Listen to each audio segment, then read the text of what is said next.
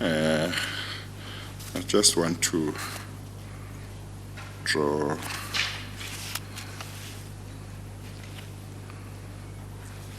to check something.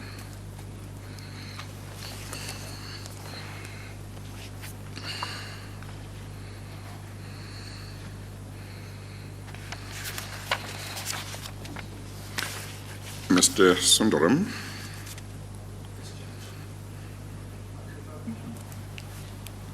I'm sorry.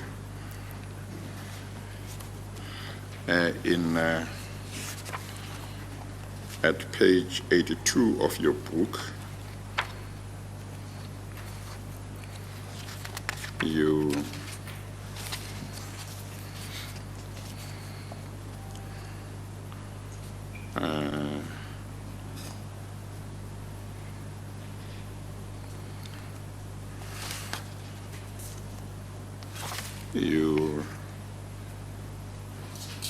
say the following somewhere in the middle of the page, like Lakshmi, I hope I pronounced the name correctly. Yes. Okay. I think that is Mr. Atul Gupta, because in the previous sentence you talk about him. Yes, Chairman. You say, like Lakshmi, he blamed the media for playing up the incident.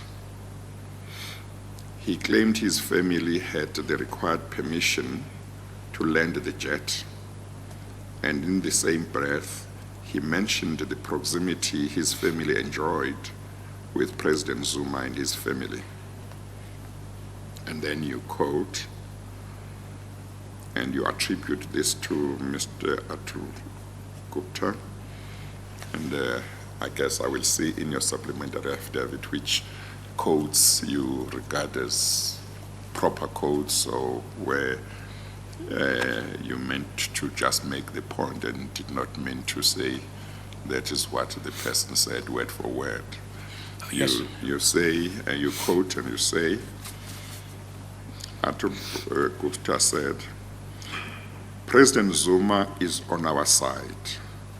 He knows our family, and we helped him when he was down and out. He will help us through this as well. You know, top ministers of the Zuma cabinet attended the wedding. This is a direct endorsement for us. The personnel against whom action has been taken will be reinstated very soon. We are an influential family here, and no one can point fingers at us. Close quote, Atul boasted. I didn't read this to you before, did I? No. I didn't read this. No, you did not. Oh, okay. Yes. Now, did Mr. Atul Gupta say this to you? Yes, he did. You have no doubt about it? No, he Yeah. said this, absolutely. You've got it in codes. Could it be that it's not word for word, but he made these points, or is it what he said word for word? This is not word to word, but this is Yes. something that he's told me many times Yes. over the interactions over the months that I was working there. Yes. Well, you see, there are two parts in this passage that attract my attention. The one is that, according to you, Mr. Atul Gupta said that President Zuma is on our side, he knows our family, and we helped him when he was down and out. He will help us through this as well. What attracts me to that is that earlier this year, one of the witnesses of giving evidence before me, Mr. Fikile Mbalula, he is a member, I believe, of the National Executive Committee of the ruling party, the ANC, and at different times has been minister and deputy minister in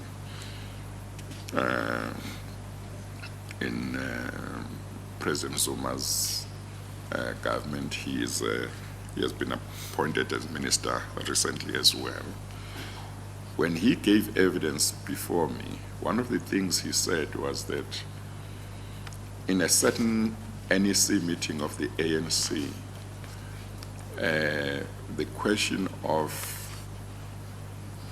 the proximity of President Zuma to the Gupta family was raised, and there was concern that that friendship or alleged friendship between them was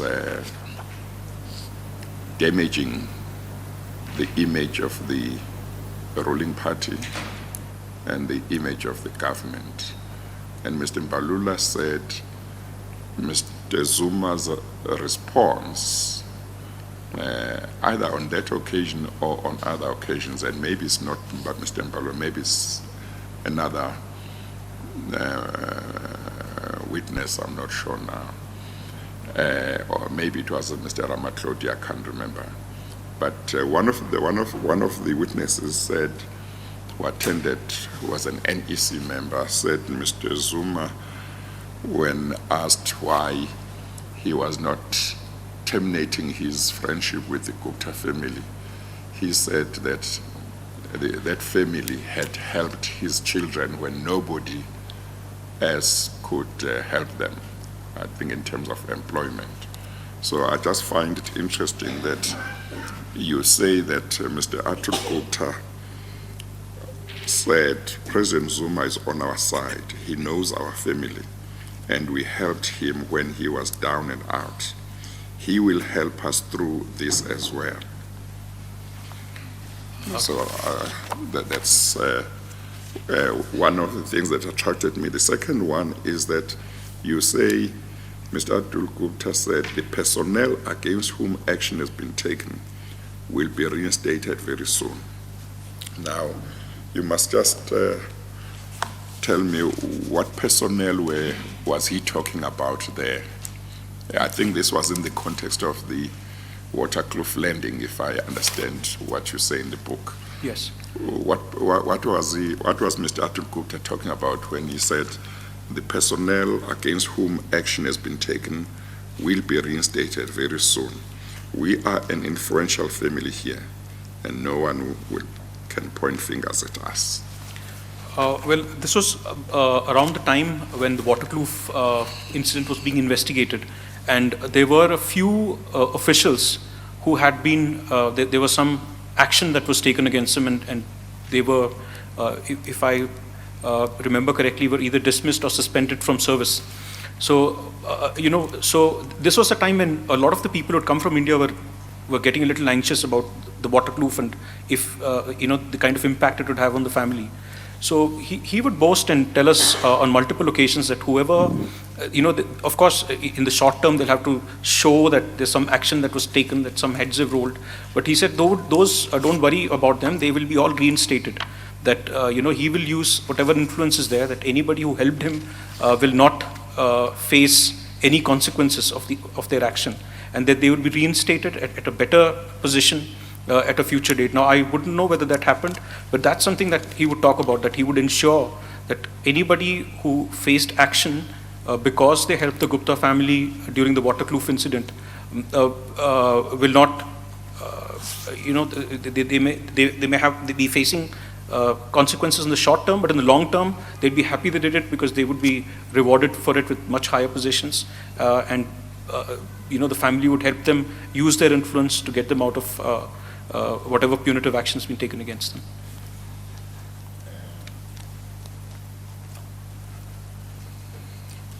So this was in 2014. You were in South Africa in 2014. No, 2013. 2013. Yes. Okay. Well, Ms. Newman, yes, Mr. Chairman. Those investigating the issue of the waterkloof landing Yes, Mr. need to check. I seem to remember that in the media there were suggestions that somebody or certain people who were said to have been blamed for or the Waterkloof landing were promoted or were given certain positions that didn't seem to be in line with disapproving The action. their alleged role. Yes. So it will be important for the commission investigators to have a look and see also whether whether there were any promotions or reinstatements such as are talked about Yes. here, which Mr. Sundaram is talking about, and when they happened. Yes. For example, we know which months he was in South Africa when, if his evidence is true that Mr. Atrukuta said this, we need to check whether, in fact, It something happened. along those lines seems to have happened. Yes. Thank you, Yeah. Mr. We've noted. Okay. Thank you. Thank you. Thank you very much. Thank you. Mr. Chairman, the one thing I forgot to do was to ask that the book be given an exhibit number. Oh, yes. Might I ask that it be marked exhibit CC1F? Yes. Yes, thank you.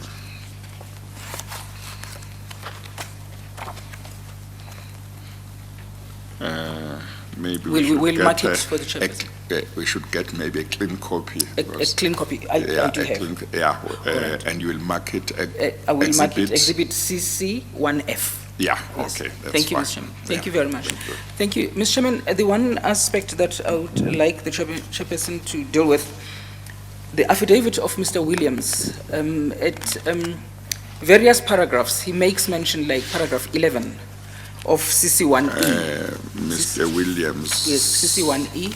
Yeah. Yes, at paragraph 11, if I may just direct the chairperson to those paragraphs. Paragraph 11, paragraph 18 and 19, but if you start with paragraph 11, this is what he says at page 7, paginated page 7.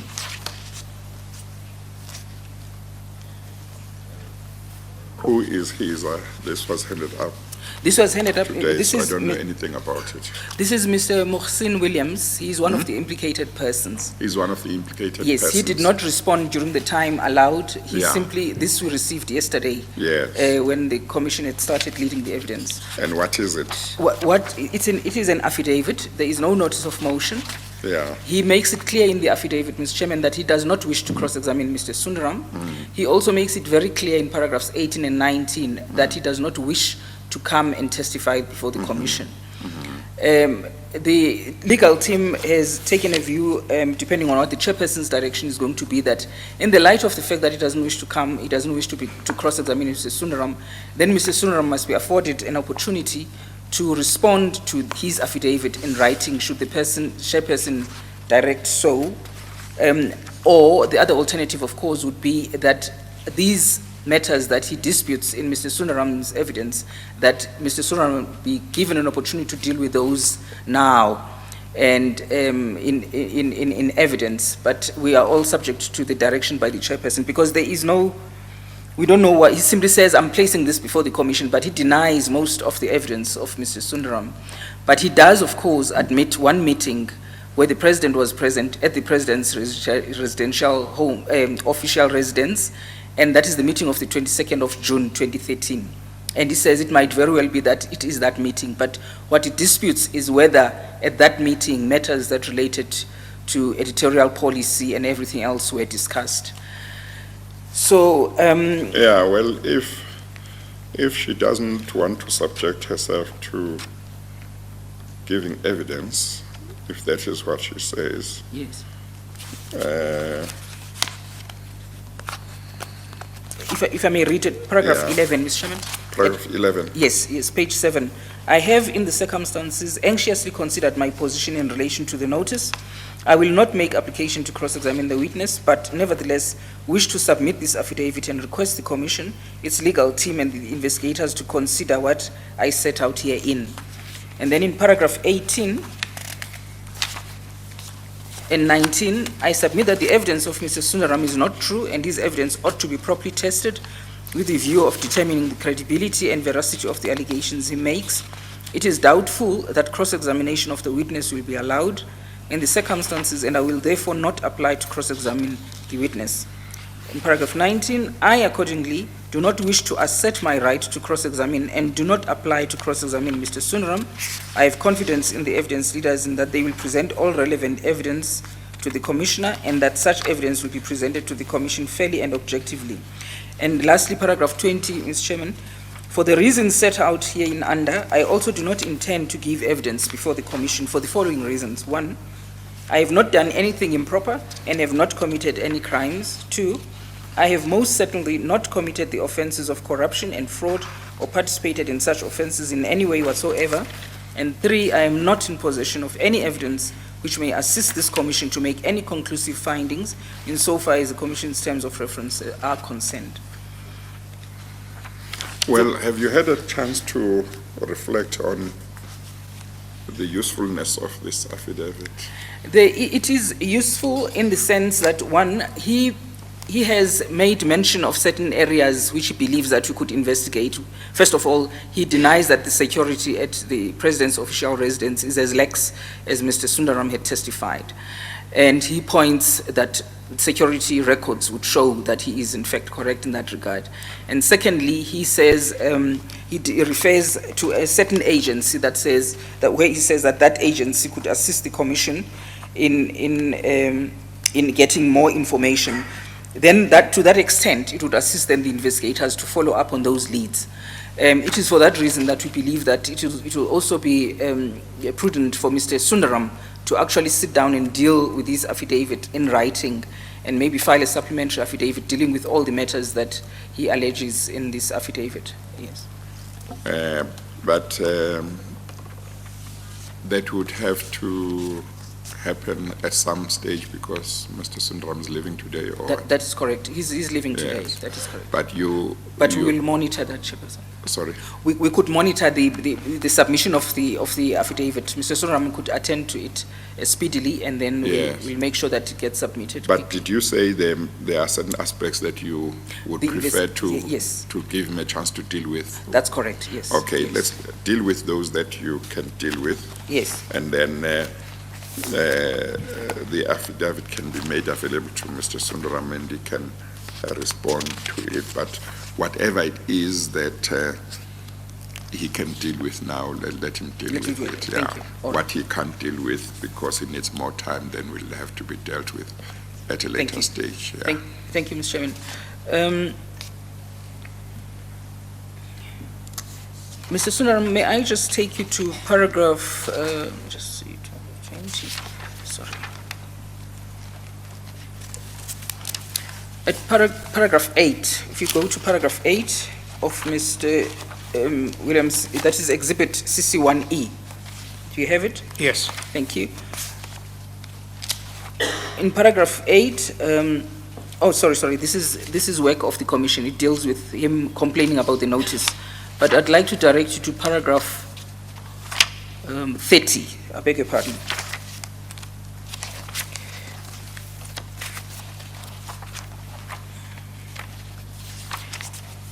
In paragraph 30, this is what Mr. Williams says. I held this position, which is the position of the editorial director in independent newspaper, which he deals with in paragraph 29. I held this position until September 2012, when I took up the position as the editor of the New Age newspaper. In June 2017, I reached retirement age and I retired at the age of 65 from my position as the editor of the New Age newspaper. I had, in the interim, also served as the editor-in-chief of the television news channel ANN7. Do you know the period when Mr. Williams was the editor of ANN7? No, I don't. It's after I had left from here. Yes, and here he does not give us the dates as to when he took up that position. Is that correct? In this paragraph? Yes, that's correct. Yes. And then if you go to page 37, he says, I consider the allegations against me in an extremely serious light, especially that these allegations may tarnish or blemish my reputation, a reputation of professional and personal integrity I have taken a lifetime to build up and which I cherish. It may now be destroyed as a consequence of allegations made by an individual who has an axe to grind. What do you say to that? Well, I've gone through the affidavit, and I think it's a bunch of half-truths and absolute lies. And I would say that I stand by my affidavits and the supplementary affidavit and everything I've said in those things. The meetings that he's disputing can very well be verified by the investigators in terms of the records that have been maintained at President Zuma's residence. I've given dates, exact dates of those meetings, and also, the meetings that happened in July and August, there are tentative dates. It's a Sunday in July. So records there, the CCTV footage, there's a whole lot of ways in which these meetings can be verified. I stand by the position that I've taken. All the facts that I've given in my affidavit, I absolutely stand by them. Yes, thank you. And then at paragraph 39, he says, based on what I have read, it appears to be clear that Mr. Sundaram has not been very successful in obtaining employment after his brief tenure with ANN7, that he is reliant upon the sales of his book, and that he may well be motivated by an immense dislike for the Gupta family, and in particular Mr. Atul Gupta. Can we pause there and ask you, after you left ANN7, did you manage to get any employment in India? And when last, if you did, when did that happen, and how long did it last? Well, ever since I went back from here, I have launched 2 television stations in Chennai, News 7 Tamil and Kaveri News. And I have not been out of employment. I chose to not work while I was writing the book for a few months, and I resigned from Kaveri News, which is the second station I set up just last year in August. That was because I had to prepare for my transplant. I have been asked by my doctors to stay away from full-time work for 6 months post the transplant, and I have had no dearth of work after I quit there. I have also had the position of a consultant for the Rajasthan Patrika group, and I've worked straight through, and the days or months that I've not worked is because of medical reasons, or the time immediately after I came back when I was writing the book. So this, like other elements in his affidavit, is an absolute lie.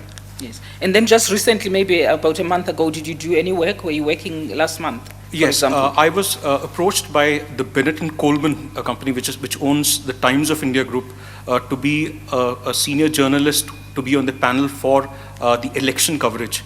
So they have a channel called Mirror Now, and I was on the panel for the election coverage right from a few weeks before the elections till the end of elections. I'm still one of the panelists for Mirror Now right now, and I'm also an editorial consultant with a newspaper based in Washington, D.C. called India America Today.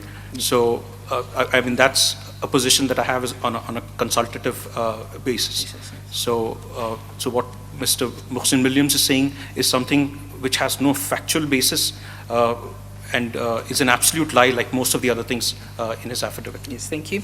And then he continues, all of this against the background of a disastrous launch of the television station, a launch he was primarily responsible for. Apart from having spent only 3 months in the country, having not been very successful as the editor of AN7, having a tumultuous relationship with his employers, and having left the Republic under a cloud, Mr. Sundaram appears to justify his lack of success at AN7 with reference to allegations which are simply not true in a book he wishes to sell and to protect a professional reputation.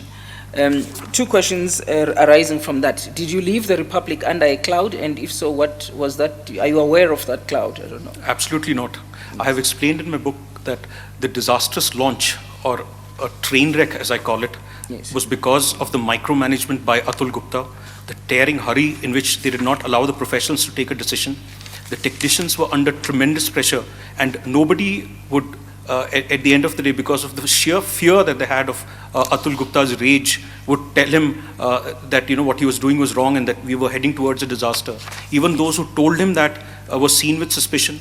And the reason why the launch at ANN7 was a disaster was because of Mr. Atul Gupta and the fact that he would go into a fit of rage if anybody went against what he was saying. He ignored professional advice. And for us, towards the end, it was clear that we were almost on a suicide mission. We were going into this. We knew that it was sure failure at the end of it. But as professionals, we knew that we had to go into it. We couldn't abandon it, and we went straight head on. And like I said yesterday, the reason why we came out of this without in the form that we did was because of the hard work that the South African technicians and journalists put in this place. It could have been much worse had that not been the situation. They were the glue that made sure that, within a matter of weeks, we were in a position where we could launch. Of course, it was not to the professional standards that I've launched other channels, but I would say here categorically that was because I was not allowed to work. I was working with my hands tied behind my back and constantly micromanaged by the Gupta brothers, especially Mr. Atul Gupta. Yes, and he says when he deals with the meetings at the official residence of the former president, paragraph 42, he says, I do not consider the affidavits deposed by Mr. Sundaram to directly implicate me in any acts of corruption or fraud. I understand the allegations to simply mean that I, in the company of others, attended 3 meetings at the official residence of the former president, Mr. Jacob Zuma, in Pretoria, and that I, furthermore, was present at a visit to the studios of ANN7 by Mr. Zuma on 19 August 2013. And then he describes how he met the president for the first time, but this is what I would like you to comment on.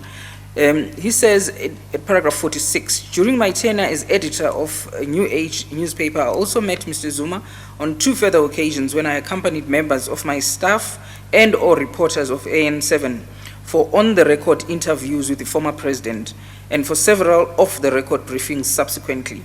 I interposed to invite attention to the fact that members of the media regularly meet with senior politicians and do so for a variety of reasons. Quite frequently, politicians would engage members of the media in relation to matters concerning their political parties and in an endeavor of attempting to persuade members of the media to be sympathetic to their party or their particular cause, or even sway members of the media in favor of their political views. Is this what he says? Is it a common occurrence, as he puts it? I think what he's talking about is a diversionary tactic. I'm talking apples, he's talking oranges. For an editor or a journalist to go meet politicians and presidents, that's nothing out of the ordinary. But these meetings, why I would say is different, is because he's not only the editor of the New Age, he's a director in the company that is owned, which he's not disclosed in this. He also has not disclosed that the president's son is a shareholder in the company that he's talking about, and he's denying engaging in commercial discussions with the presidents. And I can understand why he's doing that, because then he would be implicating himself. I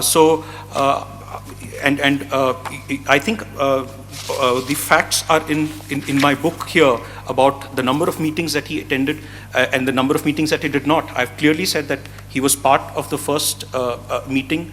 There was one meeting in which he was visiting Cape Town and he couldn't come, and also details of the 4th meeting are also given. So most of the facts that he's relying on are also dubious in this case. And to answer your question, I would say an editor meeting a politician or the president is not out of the ordinary. What is out of the ordinary is the fact that as a director of the company, you're going with the owners of your newspaper for business dealings. That, I think, it brings a direct conflict of interest. It's not definitely not pertaining to the highest standards of journalistic ethics that I know of. Yes, and in paragraphs 50, 51, 52, and 54, there he deals with the fact that it is what you say, that there were matters of editorial policy that were discussed with the president. That is not correct. But I'm just summarizing it instead of just reading everything into the record. He says that is not what happened. They were going there as any other media would go and get the ear of the president, as he suggests in the previous paragraph that I read to you. What do you say to that? I would say that he's lying in his affidavit, that I stand by what I've said. What was discussed was matters of editorial policy, about the design of the studios, about commercials in terms of the expense heads and things like that. I stand by whatever I've said in my affidavit, and I contradict what he's saying in his. Yes. Maybe just to confirm what I had already conveyed to the chairperson without reading from the paragraph 66, where he says that although I do not recall the specific date on which I attended the meeting, it may very well be the 22nd of June 2013, the date referred to by Mr. Sundaram. It is no small significance that he is unable to recollect the date in July or August when the 2nd and 3rd meetings are alleged to have taken place, as I am confident the records at the security checkpoints within this official estate of government residence will not support the presence of any of the individuals claims to have been at the residence of the President during July and August 2013. Regardless of the dates, though, I am confident that the delegation only visited the President's residence on one occasion. Well, I would want to put this to him, the fact that he doesn't want to cross-examine me, or the fact that he does not want to subject himself to cross-examination speaks volumes. What I would say is that what I've said is factually correct. We were waved in to the President's residence.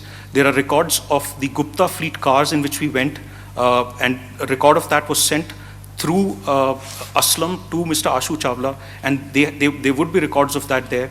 I'm sure there are CCTV cameras at the porch where you could see where the entries took place.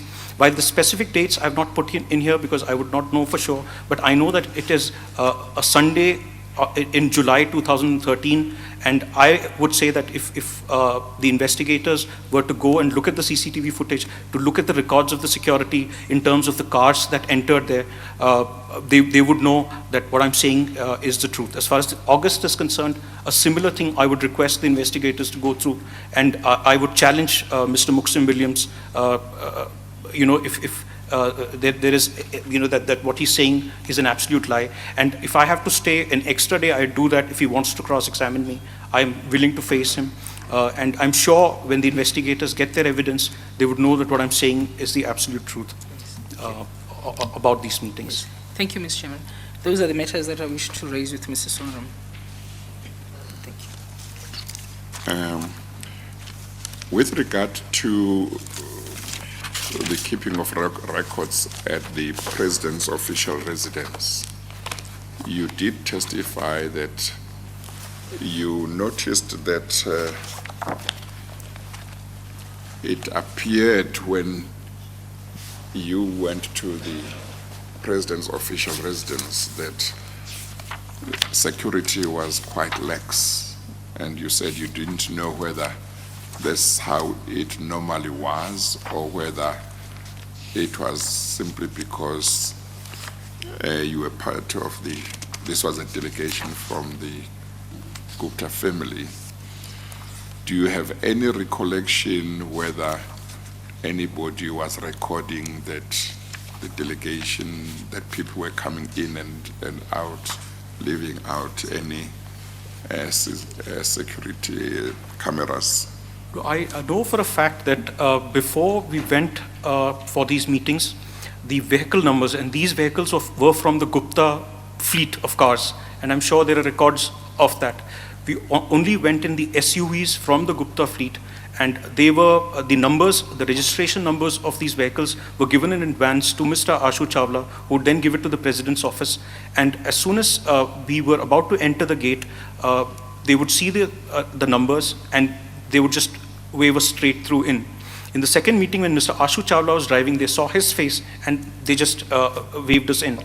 I was always carrying my passport because, in case there is a requirement for an ID to be given at the residence, but I have no recollection of my ID ever being checked.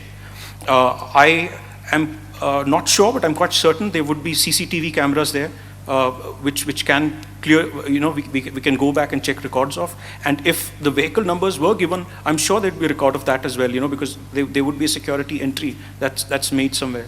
So I'm absolutely confident that, these meetings did take place. I attended those meetings, and the discussions were on the topics that I've said in the affidavit.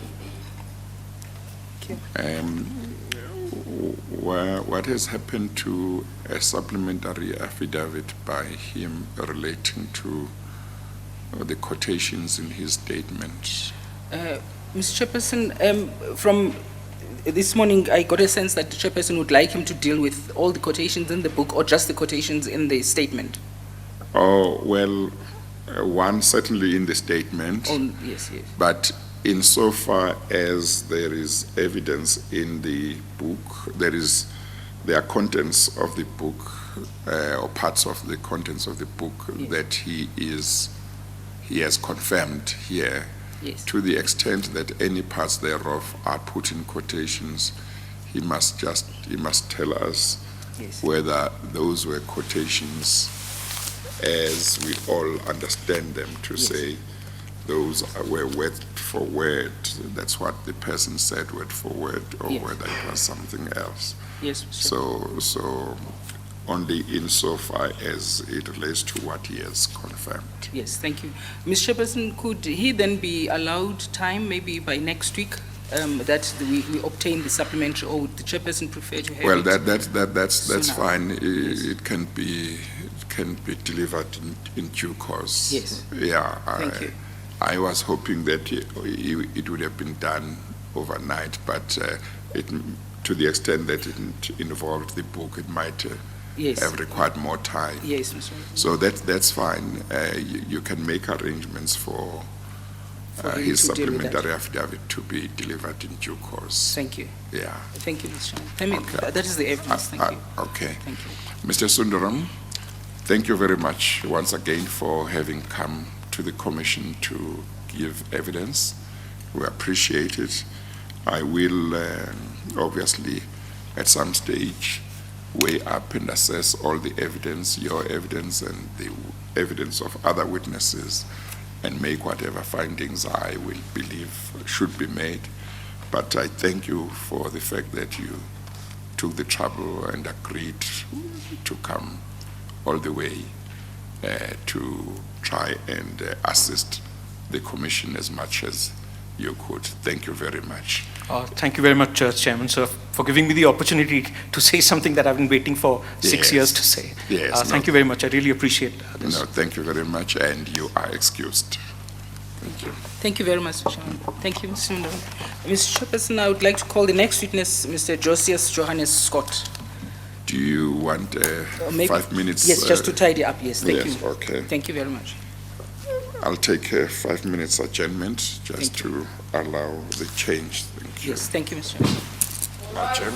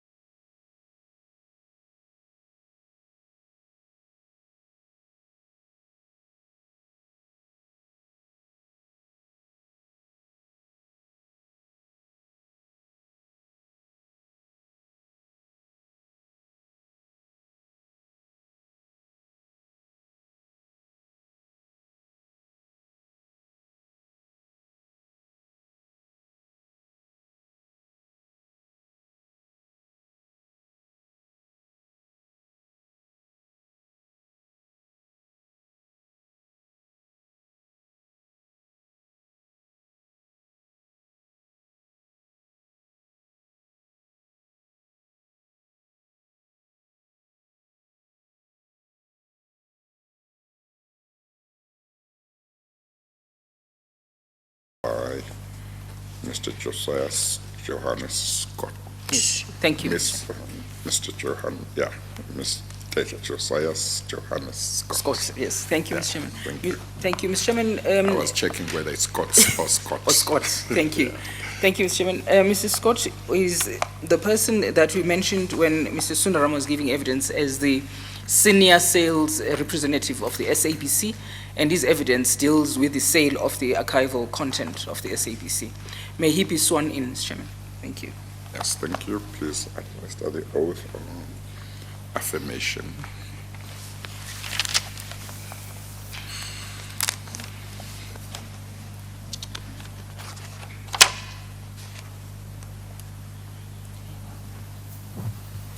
Please raise it as high as you can. Please state your full names for the record. Josias Johannes Scott? Do you have any objections to taking the prescribed oath? No. Do you consider the oath to be binding on your conscience? Yes. Do you solemnly swear that all the evidence you will give will be the truth, the whole truth, and nothing but the truth? If so, please raise your right hand and say, "So help me God." Help me God. Okay. Thank you. Thank you. Thank you very much. You may proceed. Yes, thank you. Mr. Scott, before you, you have a bundle. It's marked Exhibit CC2. If you turn to page 1 of that bundle, you will see that it's a sworn affidavit. Is that your affidavit? That's correct. Yes. And if you That's turn to page 14, I beg your pardon, to page 11 of that, is that your signature that appears at page 11?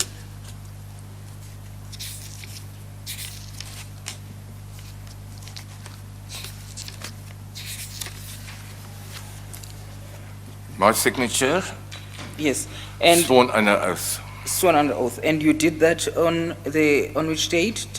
5th of October? Or is it 10 May 2019? On the 10th of May, 2019. And are the contents of this affidavit true and correct? pardon? Are the contents of the affidavit true and correct? 100% correct Yes, and thank you. true. Yes. Can we just tell the chairperson that you were once employed by the South African Broadcasting Corporation, the SABC? Could you tell the chairperson when and when did you join the SABC?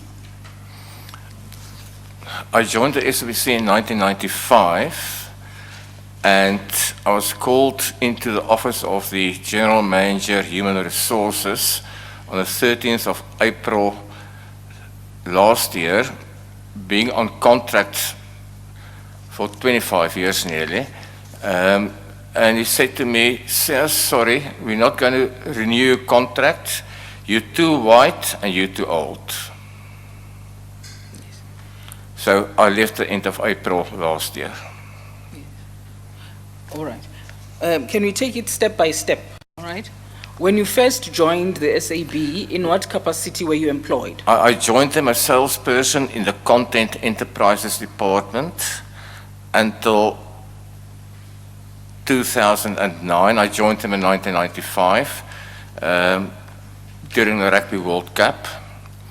And Mr. Snooky Sigalala in 2009 felt that news archive footage should fall under news and generate money income for news.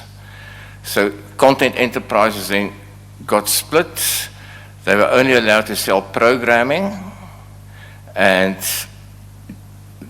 a new department called News Agency was formed to sell all news content footage. And I joined them in 2009 when they started off. Yes. And then what was the actual position that you held in that department? What was the? The position that you I held? was senior sales representative. Yes. And how many were you in that department? Including an intern 4, excluding the intern 3, myself, a lady who was the administrator, and an agent who also sold news items to the public. Yes. So what was the role of a senior sales representative? Well, basically, to help broadcasters and production houses to get the correct footage when they made programs for the SABC or any other company, and to make sure that they receive the correct footage, and also to avoid all copyright issues. Yes. The investigators of the commission, as you know, had approached you and you had to depose to this affidavit to deal with a certain aspect or a particular sale of the archival content. Am I right? When I got approached by Yes. ANN7, Yes. or at that stage it was Infinity Media, no. Mr. Nazim Hoa came to see me, a real gentleman. He sat down and we discussed how archives work, and I explained to him, we do not transfer any material on behalf of outside clients. Because if they're not happy, we've wasted our time and our tapes and everything. You will have to make somebody available from your offices to come and select what you want. And he was talking in general, what one would need to start a television station. All right. And I said, Nazim, I'm prepared to help you people. What's historical? The SBC started off in 1979. Yes. Prior to that, African mirror footage. So there's nothing historical about SABC footage whatsoever. All right. Just a minute, please, Mr. Scott. Judge, you might turn around and say to me, but what about the release of Nelson Mandela? That's not historical. Yes. And doesn't belong to the SABC alone. It belongs to, well, as a matter of fact, Reuters, ITN, has got far better footage of the release of Nelson Mandela than the SABC. Yes. Mr. Scott, just Sorry? a minute. Yes, just a minute, please. I'm sorry, Mr. Chairperson, Mr. Scott has indicated that he's hard of hearing, so we might just have slight problems. Okay, no, that's yes. fine. Yes, thank you. Just, how did Mr. Hoa get to know about you, or how did that meeting between the two of you happen? I got a call from the secretary of the acting CEO at that stage, Mr. Claudi Motsoneng, and she said to me, "Sias, Claudi would like to see you." I said, "When?" She said to me, "Tomorrow morning, 9 o'clock." So next morning, 9 o'clock, I went up to his office. He was not there. He got stuck in traffic in Sandton, and like everybody knows me, I do not work Africa time. If appointment's for 9 o'clock, it's 9 o'clock, not 9:05. I turned around and I said, "Do me a favor. I'm not going to waste the SABC's time and my time. I'm going back to the office. When he arrives, phone me." Yes. I was basically on my way down to my office when he phoned me, and he apologized and he said to me, "Sorry, I'm late, but I'm in the office now." So I went back to his office, and he wanted to know how the sale of archive material works. So I explained to him, you've got to do the research, you've got to transfer it from Yes, original to copy. Sorry, Mr. Scott, let's take that process slowly, because you deal with that process in paragraph 7 onwards of your statement. Just Okay. describe it slowly to the chairperson. How does that process work? Okay, let me start from Yes. the beginning. I explained to him the process. I want an email from the client requesting material. The client must tell me exactly what the material will be used for. Then I will quote the client. And if the client accepts the quotation, then only will I go further by doing research on what the client wants, and then arrange for the client to come in and select the material. And the conversation lasted about 10 minutes maximum. And he said to me, "Sounds expect a call from someone who need footage. And that's the last I've heard from Mr. Motseneng about the deal with ANN7, and I can't recall if it was the same afternoon or the next day that Mr. Houba phoned me, asked to see me, made an appointment. He came in about the next day, I would say. We sat in my office and we discussed the whole process. And I then emailed him a quotation, which he accepted. And I would say about 3 days later, a gentleman by the name of Rahul was sent to me to start selecting the material. And in the meanwhile, the fourth person who was an intern, I managed to get appointed permanent. Maloko, very, very bright gentleman. He did his master's in between doing his internship. I don't know how he managed to do it, but he did it. Is that Mr. Moloko Maserumule? Maserumule. Yes. Yeah. He then started to work permanently in the news agency department, and I explained to him what Nazim wanted, and I said to Moloko, as per all our clients, you're going to sit with whoever comes in. I'll help you with research, draw the tapes, make sure that if the appointment is 9 o'clock he starts. The tapes must be ready, and Rahul from ANN7 kept his time on the spot, always arrived on time, like Moloko, and they started to work. Yes. Let's just go back slightly.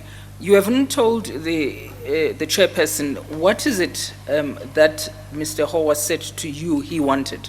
You haven't described exactly the content that he actually wanted. Mr. Howard said to me, Sias, can you help us with material to start off a new channel in South Africa? And I immediately said to him, Nazim,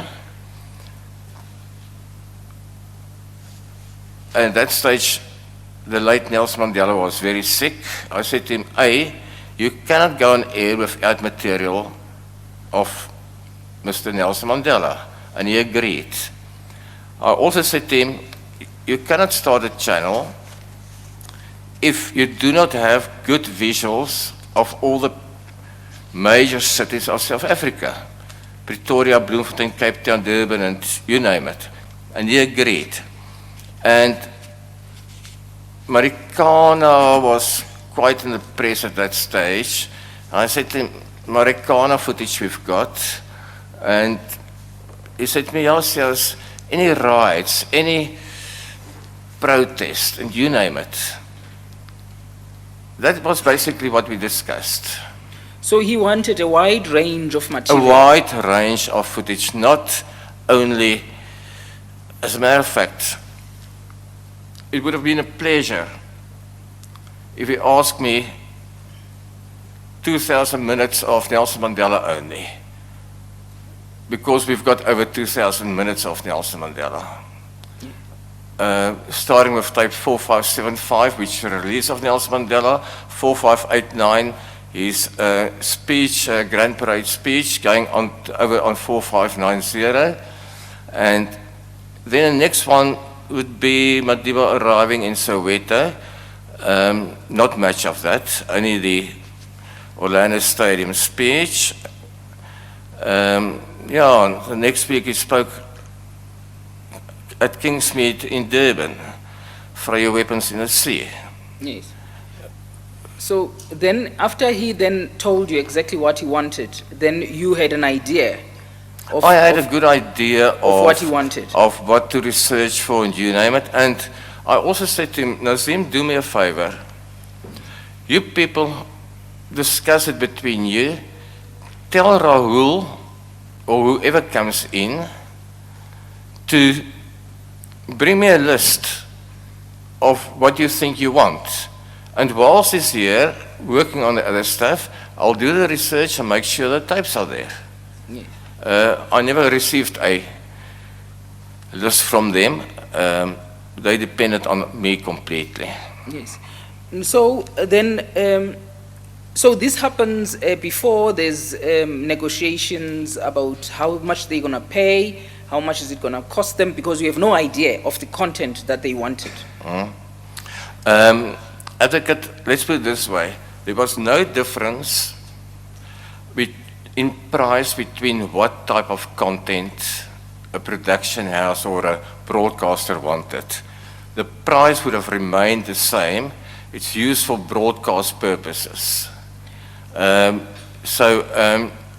they wanted Marikana or Madiba footage or Winnie footage or doesn't matter. The price would have remained the same per minute. Yes. Can we go to page 17 of that, of your statement? It will be under a divider marked 3. Under 3. Yes. You mean paragraph 17? Yes, advocate. You said I beg page your pardon, 17. Page 17, Mr. Chairman. Yes, under item, the divider marked number 3. It's annexure JJS 3. It's called, what is that, Mr. Scott? Have you found it? Are you there? Sorry? Have you found it? Have you found the document? Number 3, yes. Yes. What the is price it? guide. It's a price guide. Is that the price guide of the SABC? That's a price guide for the sale of stock footage. Yes. Could you just highlight what the prices that are relevant for the transaction that we are talking about?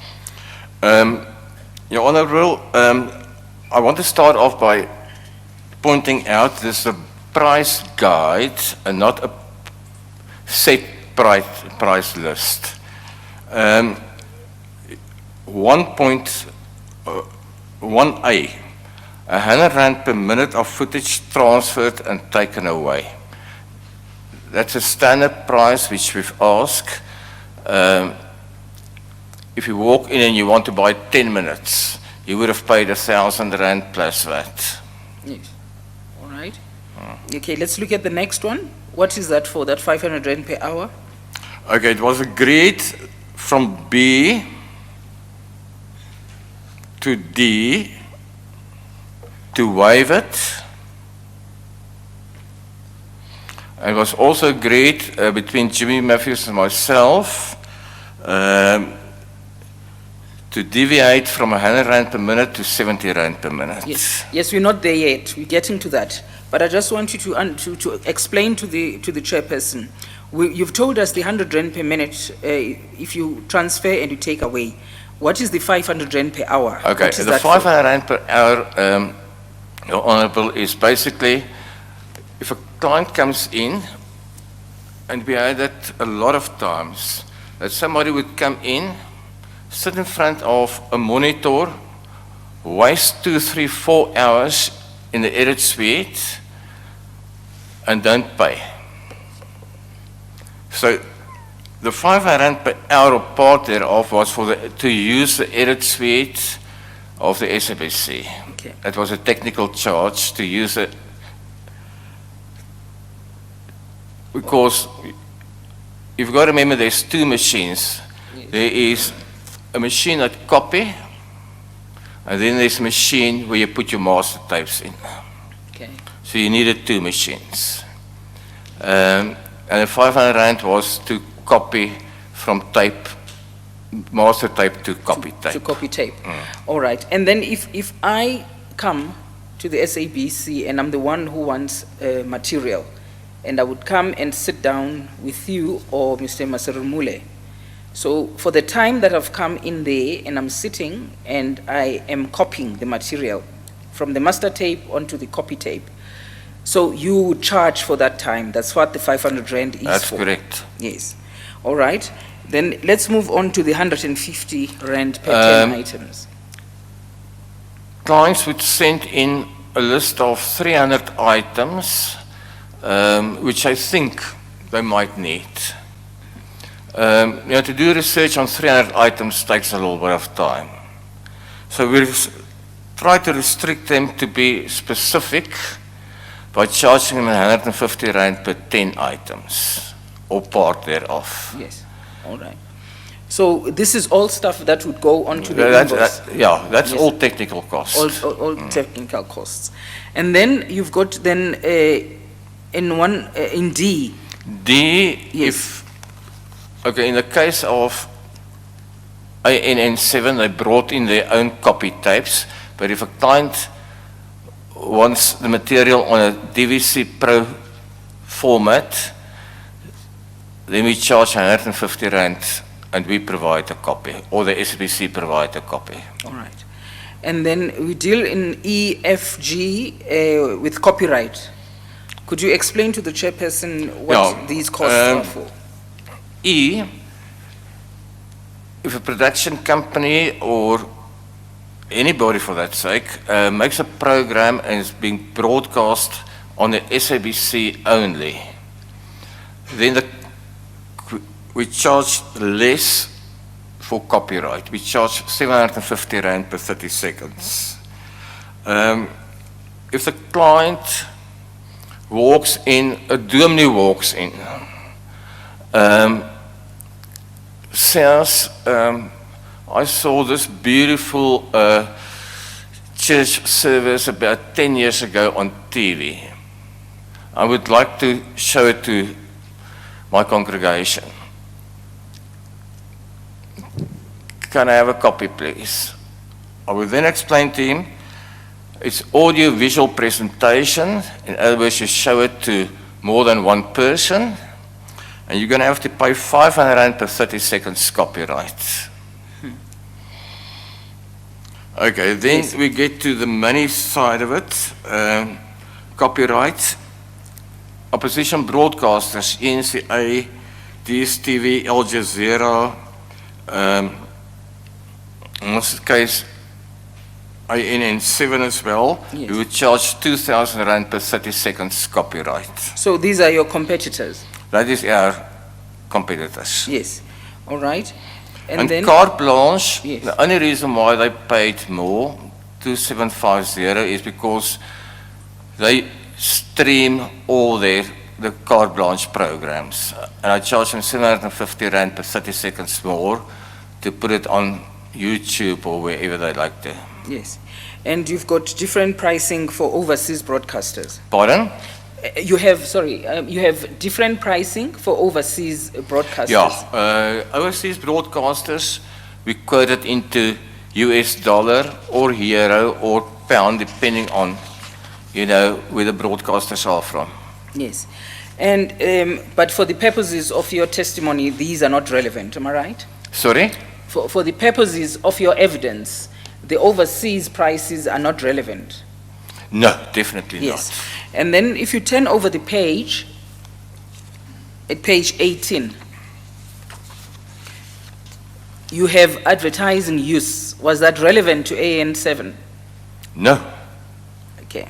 And No, Nazim explained to me that they're going to use it in South Africa only, and there was no reason to doubt him.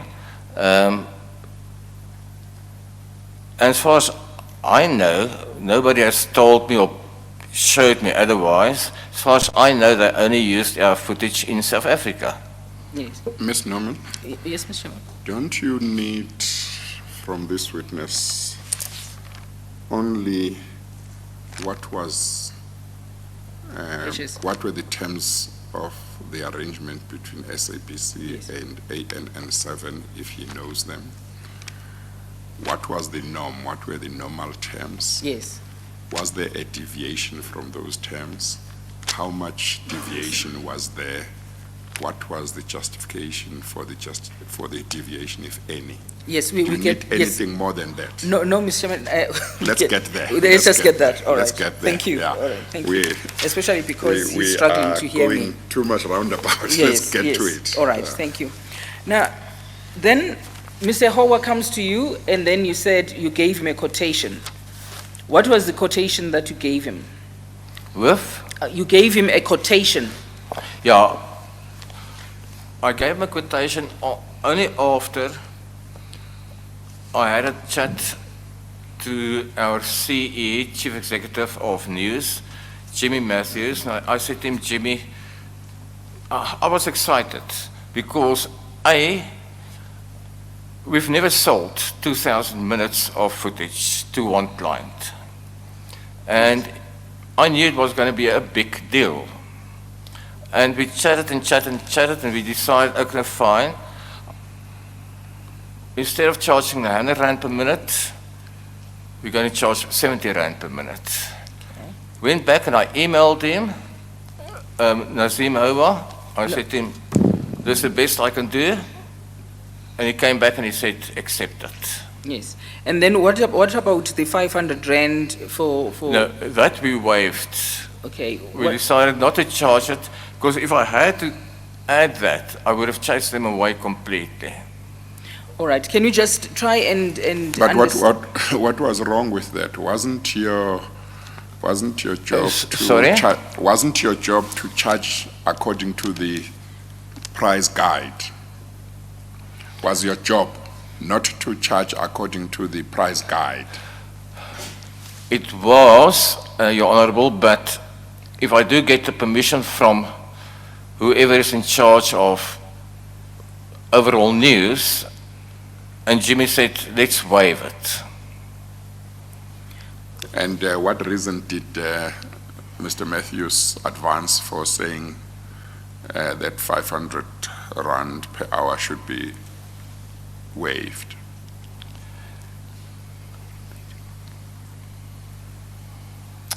So I've got a hearing problem. Okay, I'm sorry. I was told you do have a hearing problem. Let me try and raise my voice. Can you hear me now? Yeah, a little bit better. Okay, maybe let me bring the mic closer. Zonak, this mic still can't come closer. You must make arrangements. Because if I pull it, you see, you must.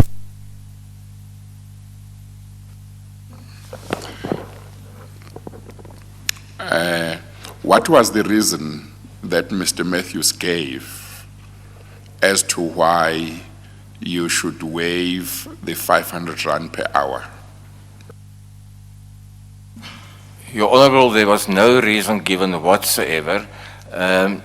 We chatted about the size of the deal, and I can recall him even saying it's going to be a big job. That's a big job from the side of SABC. Well, and the big job became my big job, but it was part of my work which I had to do in any event. No reasons was given. Quite frankly, you know, I think anybody in that position would have done it. Would have? Would have Waived. done what Jimmy did. Yes. Why do you say that?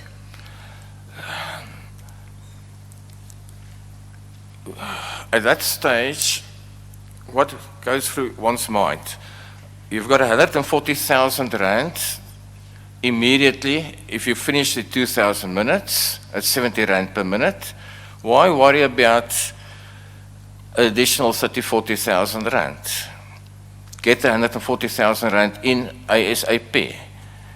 But was there a request from the client for the 500 Rand to be waived?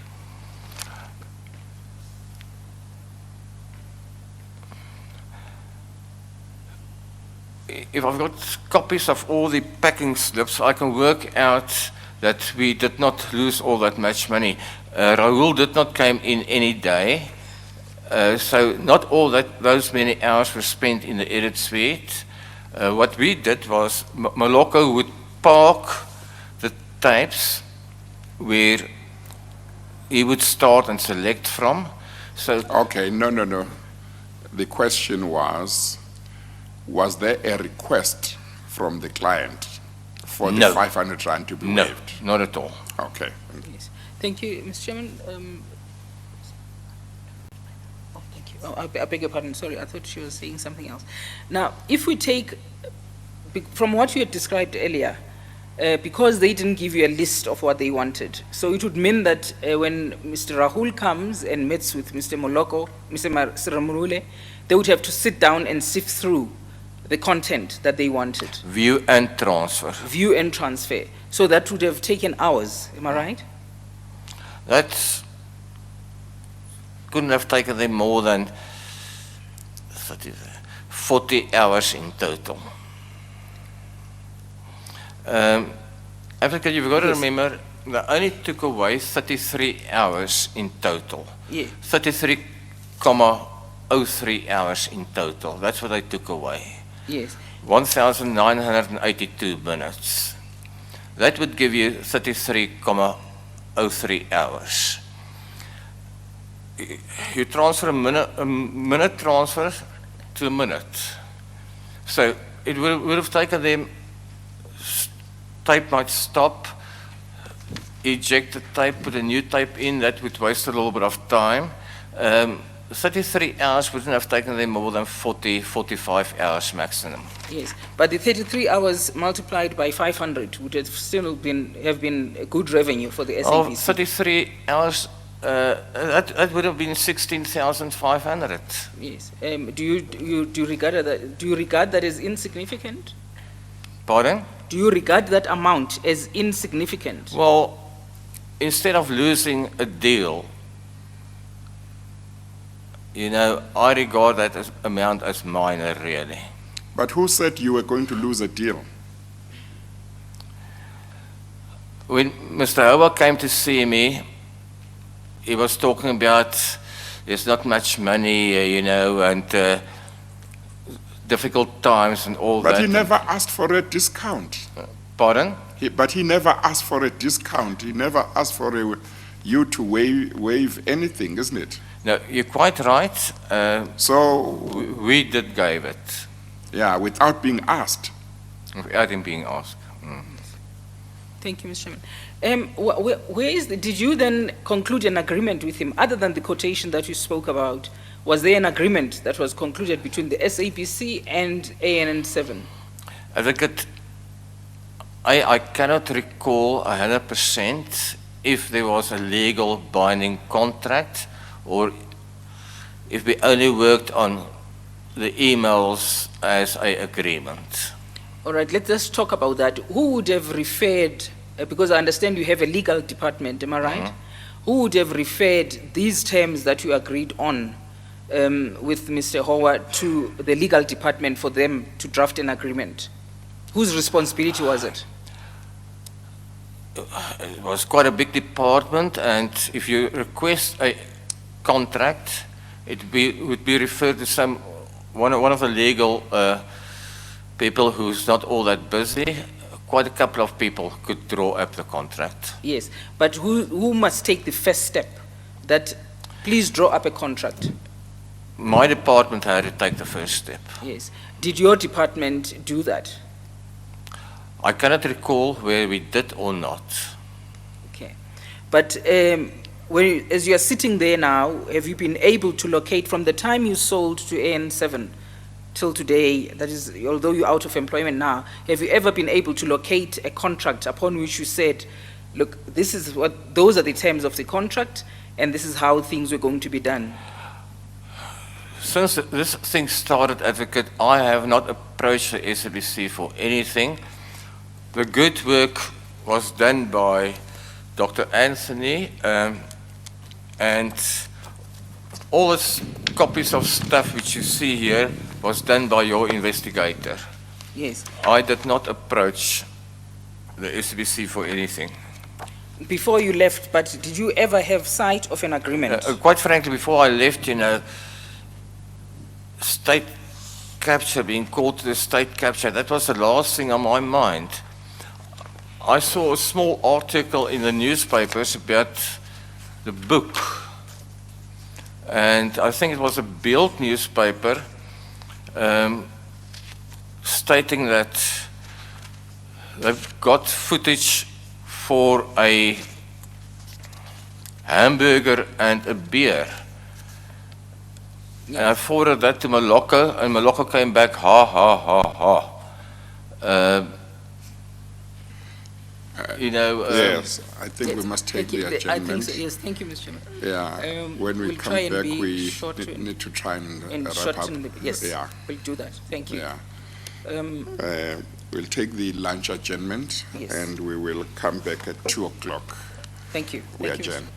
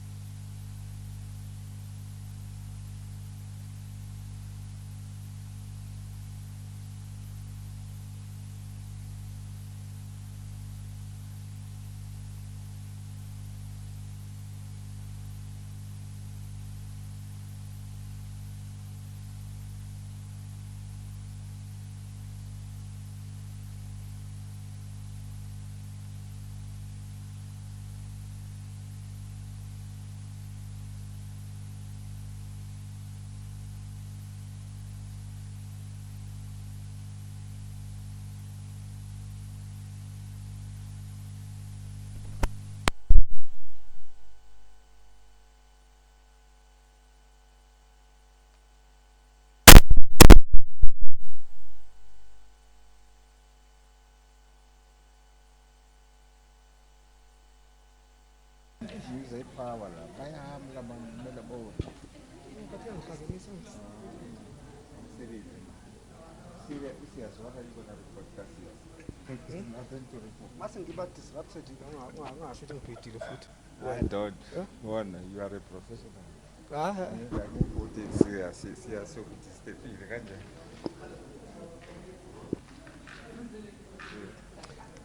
Yes, I can pass.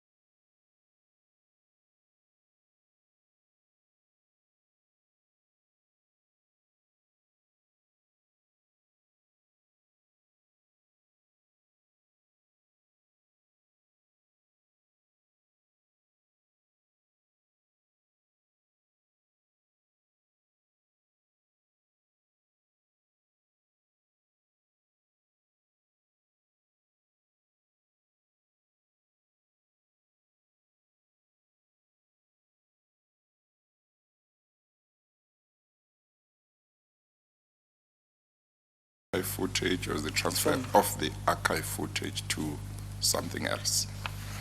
Did I speak softly? Yes. Okay. In paragraph 17 of your statement, you talk about the transfer Should be to archive footage. I'm asking whether it was a transfer of the archive footage to something, To a copy tape, Your Honourable. but it was a transfer of the archive footage, not to. Not two. Is that right? That's correct. Okay, all right. Yes, thank you, Mr. Chairman. And in the following paragraph, you deal with the packing slips. That's correct, Advocate. Sorry, when you respond, you must always say, respond to the chairperson. I'm not sure whether he had that. Yeah. That's correct, Chairperson. Yes, thank you very much. In that paragraph, if you could just read after the packaging slip JJS081, you say there you actually charge them for 1982 minutes of footage, but you charged for the entire price for the 2,000 minutes. Is that what you did? That's correct, Chairperson. Yes. Could you just quickly just take us through the minutes that are reflected on the table that you see there? On the 17th of July, they took 44 minutes away. 18th of July, 34 minutes. And it goes, No, sorry, I think the minutes are under duration. the minutes are? Under duration. Yeah, that's the duration, yeah. Yes, yes. You must read from that for the record. Can you see the Say- column that is written description of goods? Can you see that column? Can I just go through a packing slip quickly, Chairperson, if you don't mind? I just want to check. Okay. If you go under 8, the divider marked 8, that's where the packing slips are.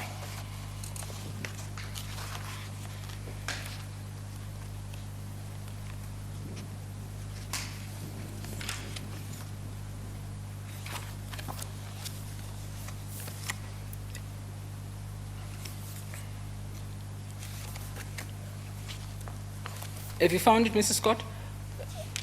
Not, Just look at the divider marked 8. JJS 5, I just Yes. want to check that. All right, okay. 240 minutes. Yes.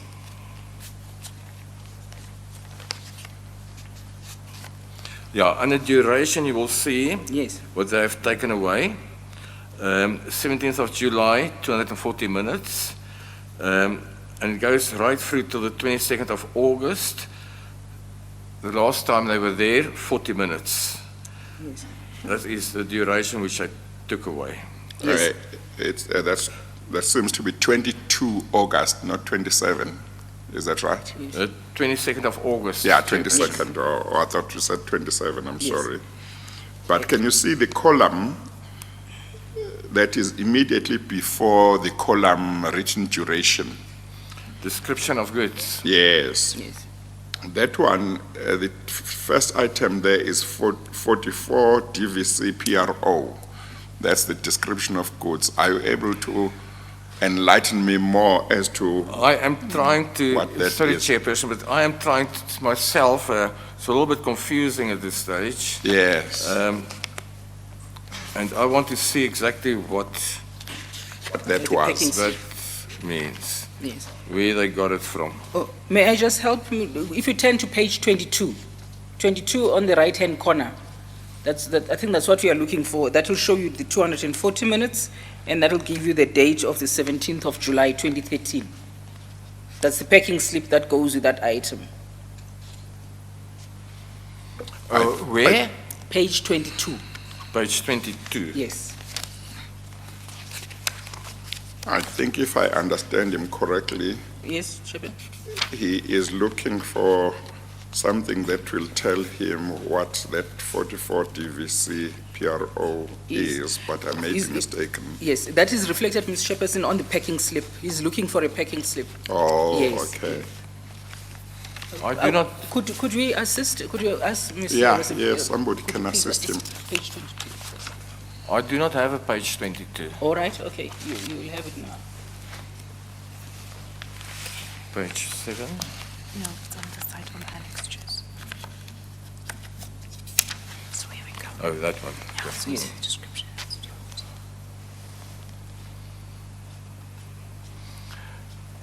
Your Honourable, from the packing slip, one will see that I signed out 4 DVC Pro tapes to them, Yes, which I brought in originally, and I signed them because I finished the 4 DVC Pro tapes, and the total duration came to 240 minutes, which I transferred either that day or over a 2-3 day period. Yes, what I want to try and understand is what 44 DVC what does that mean? PROs, What does that mean? what Yes. does that refer to? Yes. What goods were those? Your Honourable, I've got no clue, and I don't know where this description comes from. Is that so? No. But from your own understanding, what would it be? What types of goods? Because here it says description of goods. What types of goods? Chairperson, there is no such description for footage whatsoever. Yes. 44 DVC Pro, 34 DVC, no.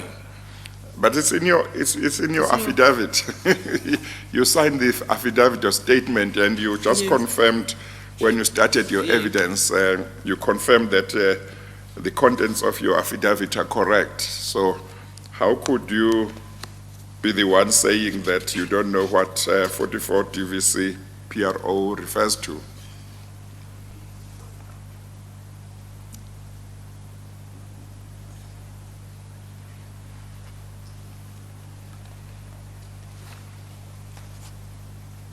Could that be the size of the tape? Sorry? Could it be the size of the tape?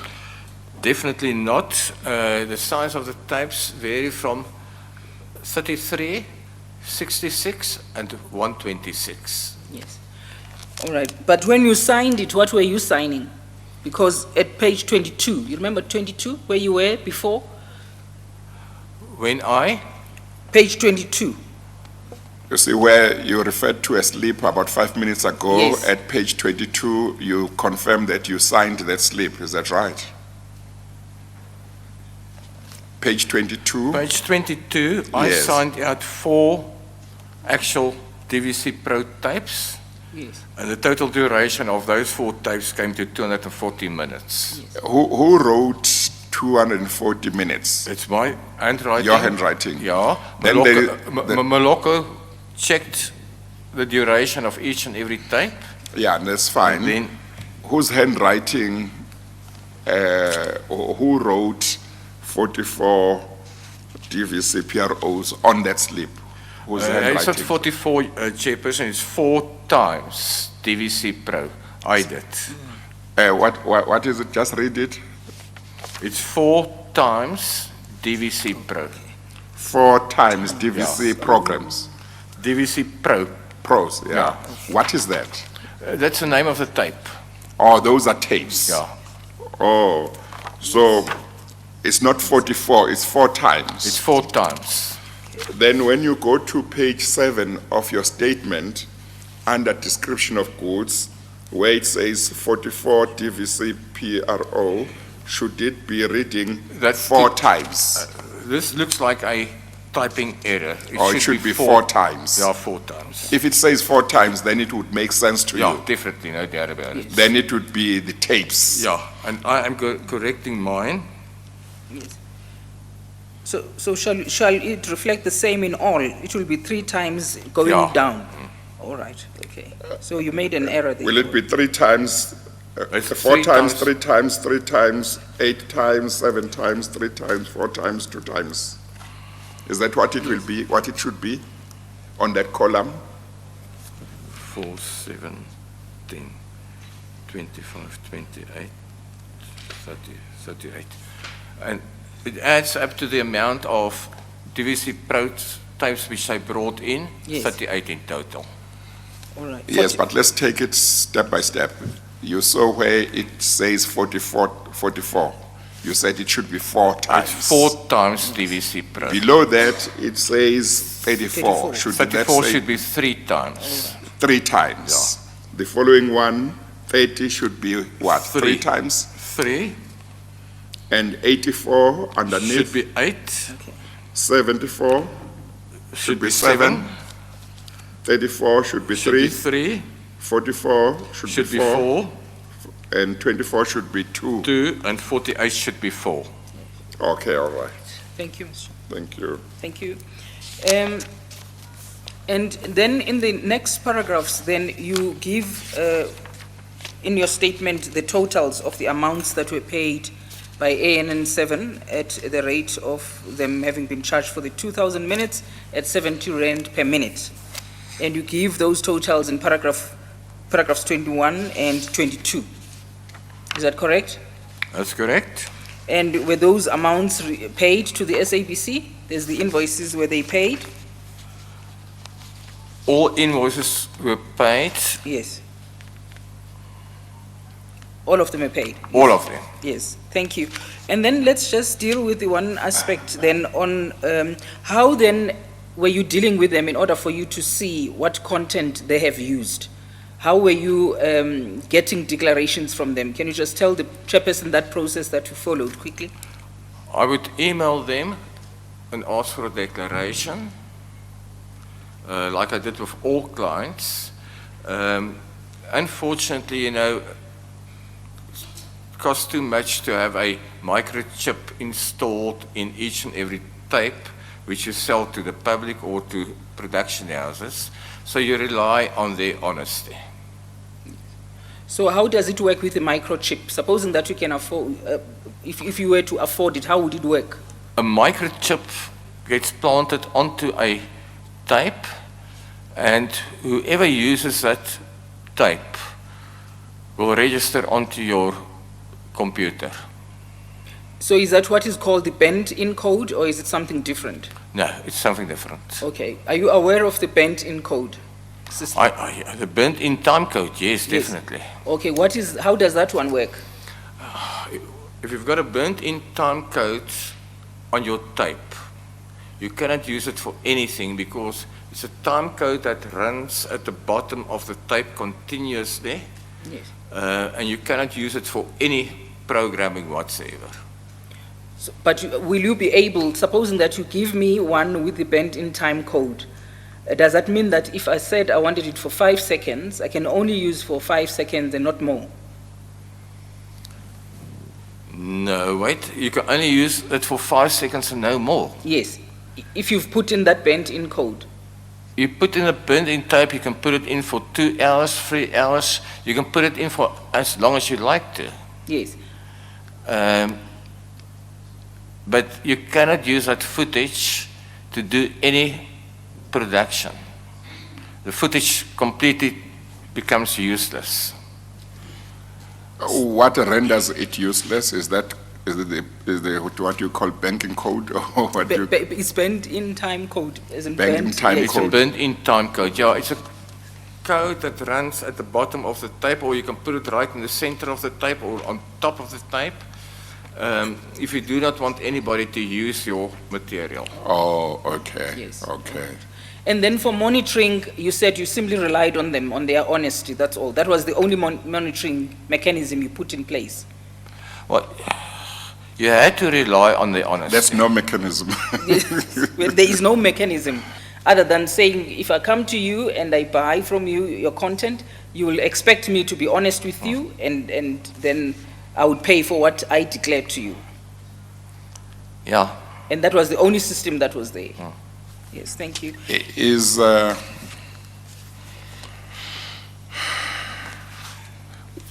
Were there other occasions before this one where you sold archive footage to somebody or a company which would use it, and they would have to pay you for using it? Chairperson, I am not aware of anybody who has used any footage without declaring. I'm going to mention carte blanche now. Carte blanche even went as far to declare on a Sunday before they went out on air the Sunday evening. The people I have worked with, production houses, broadcasters, tend to be very, very honest. I've never had any problems in footage declarations, never. Well, what mechanism was in place to make sure that if they were dishonest, you would have found out? Was mechanism in place? What mechanism was in place to make sure that if they were dishonest, you would know, you would find out? Nothing really, except for me, we would follow up via email on a regular basis. Yeah, but that if a person says, I've used the footage for 1 hour when they've used it for 5 hours, you wouldn't know whether they've been honest with you or not. Isn't it? Right, Chairperson. There's just no way we could have sent somebody out to the offices to go and check each and every bit of footage. You know, If you had sent somebody, would it have been easy to find out how much the footage had, for how much time the footage had been used, or would that not have been possible to determine? we relied on the honesty of the client. I'm asking a different question. The question is, if you did not trust the client, what is it that you could have done to check whether you are being misled or not when a client tells you, I used the footage for X amount of time, when in fact it was for more? Chairperson, I could have asked him for a DVD burnt in time code copy. Okay, and that would have told you exactly how much time had been used. Definitely, no doubt about it. And was that something that was available at the time that this transaction took place? Yes, I could have asked them for a DVC Pro copy Yes. of whatever they have broadcast. Yes. That would have meant 3-hour DVC Pro copy, a 2-hour DVD copy. They went out 24 hours a day. That would have meant 12 DVDs a day. Yeah, I could have asked them. And that would have been fine. There's nothing that's not viable about doing it that way, is there? Quite right. Yes. And why was it not? Why was that not done?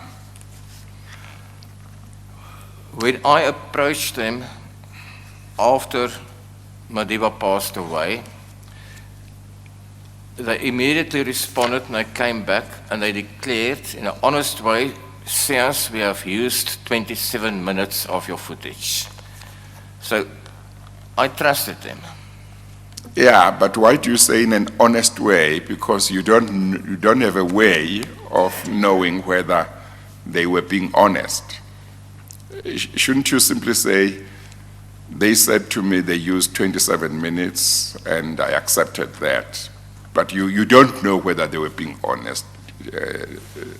You didn't know that, did you? You're right, Chairperson.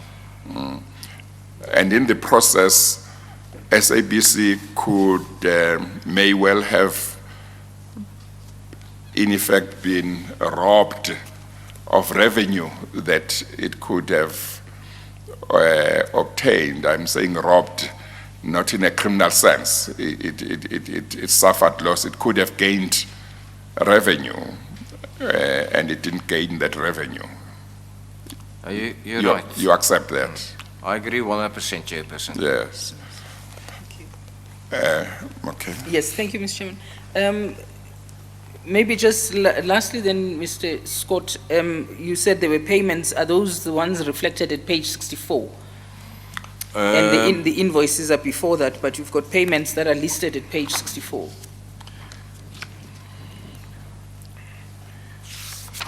'64 will be written on the right top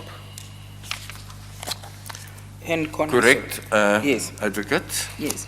So, following from the questions that the chairperson had asked you, then you would, I take it that you would not take issue with the evidence of Mr. Sundaram, that the manner in which a declaration was made by your office relying on the user of the footage was not a good way of, was not a commercially viable manner of doing business. I agree. There should have been a method in place to check each and every second of footage going out of the building. Yes. And that was your responsibility. Maybe it was. I was never told it's my responsibility. Sale of footage started long before I started working for the SABC. Yes, but for 25 years, as you were working with the SAPC, you continued in the same manner which you described to the chairperson, without putting in the other mechanism Yeah. of the bent-in code. Yeah, but quite frankly, you know, right from the day I started, we had faith and trust in the clients. I was never told to play policeman. Never. But Mr. Scott, I can understand when you trust somebody that you know and who have known for a long time. But sometimes the client is somebody that you meet for the first time when they want the footage. So how do you work on the basis that that person is an honest person when you rely on, there's no track record to rely on? Chairperson, you just hope that the client acts in good faith. Yes, but you can't run a business like that, can you? And but not be your fault. Really, if you give somebody something that they can use to make money, because that footage, this particular client wanted to use in the course of business, of their business, you know, ANN7. And they know that if they give you, they know that you won't have a way, or you will take their word when they say, we used it for 1 hour, when in fact they use it for 3 hours.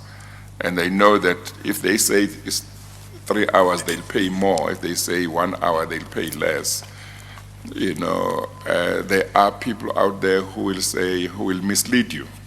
So unless you have had you know, a track record of dealing with them and their honesty has been proved, it should be problematic, because if you run a business simply on the basis that you will trust that every client who goes through your door is an honest person, then there'll be problems. You appreciate that? I do, Chairperson, yeah, and I agree 100%. There should have been a way to monitor footage going out of the building. And especially because from what you have said, it's not as if there was no way of, there was no mechanism that could be put in place. From what you have said, there was a mechanism that could be put in place to make sure that you could know exactly how much time had been used. And the question is, when you have got a mechanism that is meant to protect SABC in that situation, why was it not used? And then we now have evidence that this archive footage was given to ANN7 for an unjustifiably low amount. That's I think the previous witness said somebody from ANN7 used to say that they got this footage for peanuts from SABC. You understand? I didn't hear the last part. The last witness that was before you, can you hear? Yes. He gave evidence and said somebody from ANN7 or somebody connected with ANN7 to whom the footage was sold by SABC was boasting around saying that they got this footage from SABC for peanuts. I think there was mention of beer and for beer and something else. I don't know whether you said that or yes, it's the somebody witness. else. Chairperson, if that person got it for peanuts, he didn't get it from me, A, and B, I stuck to the agreement which I had with Nazim Houwa. Yes, thank you. Thank you, Mr. Chairman. Thank you, Mr. Chairman. That is the evidence from this witness. Thank you. So the footage that you have personal knowledge of as the footage that you sold altogether amounted to footage for how much time? Was it 2,000? 2,000 minutes. 2,000 minutes, is that right? 1,982 to be precise. And Mr. Hoa or ANN7 paid how much for that? They paid 70 Rand for 2,000 minutes because I had this agreement with them that at 70 Rand, you take 2,000, and they paid 140,000 Rand. 140,000 Yeah, rand. excluding that. Yes. And do you say that that amount which they paid was reasonable and accorded with what SABC used to charge generally for footage? Did I? That the amount that they paid, are you saying it was reasonable and that it accorded with the rates that SABC used to charge for archive footage? The amount was 100% according to what I have quoted them, and also as per the minutes which they were supposed to take away. Okay, thank you. Thank you, Mr. Chairman. Are we going to get any other witnesses who talk to the reasonableness or otherwise of the price? and the norms? Unfortunately, Mr. Chairman, this is the only witness that was working in that department that was dealing with the pricing and everything else. And he was the only person. Well, there should be an investigation whether the complaint that this footage was sold for a song, whether there is justification in that complaint or not. Yes, I am aware of a forensic investigation that the investigators indicated that had been conducted, but it was done in a very short manner. Yeah, yes. what needs to be done is to establish what the norm in the industry, is. Yes. With 70 rand at that time, was it the norm? You know, Yes, for that kind of footage, and or not. You know, they had 100 rand, but yes, they reduced discounted it. and reduced Yes. it. So that's what needs to be done. Otherwise, we're not in a position to say whether It was reasonable. there was anything wrong with selling it for Yes. that amount. Thank you. Yes, Mr. Yeah, Chairman. I mean, if there is, I'm sure there should be a lot of other transactions of that kind within the country, but even if they are not, I'm sure that investigation into what happens in other countries with TV stations or whatever can be checked and then can be compared with the 100 rand per minute or 70 rand per minute to see whether that should change or not. is more or less in line or not. Yes. Yeah. Yes, thank you, Chair. Okay, all right. Thank you. Thank you, Mr. Scott. Thank you very much. You are excused. Thank you for coming. Thank you, Chairperson. Thank you. Thank you. Thank you, Mr. Chairman. In the same bundle, there is a confirmatory affidavit of Mr. Moloko Maserumule, who was just assisting Mr. Scott, Mr. Rahun in collating the footage. And his is the very last document in that bundle, and it's marked number 2. Because he really has no in-depth knowledge, we simply ask that his statement just be submitted into evidence without him having to be called to testify.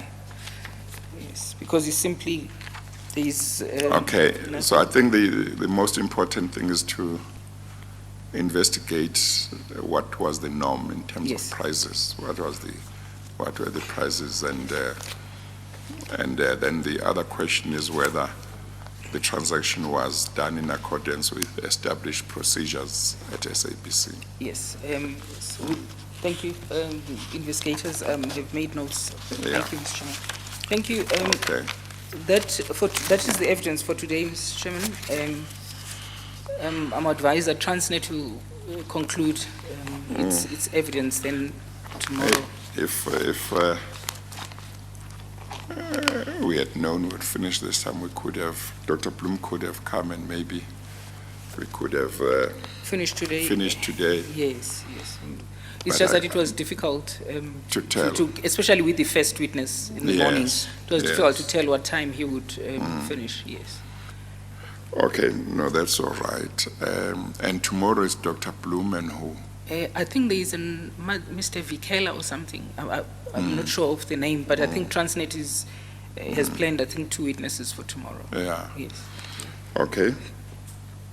Tomorrow we'll start at 10 yes. and we adjourn for the day. Thank you, Mr. We Chairman. adjourn. Thank you.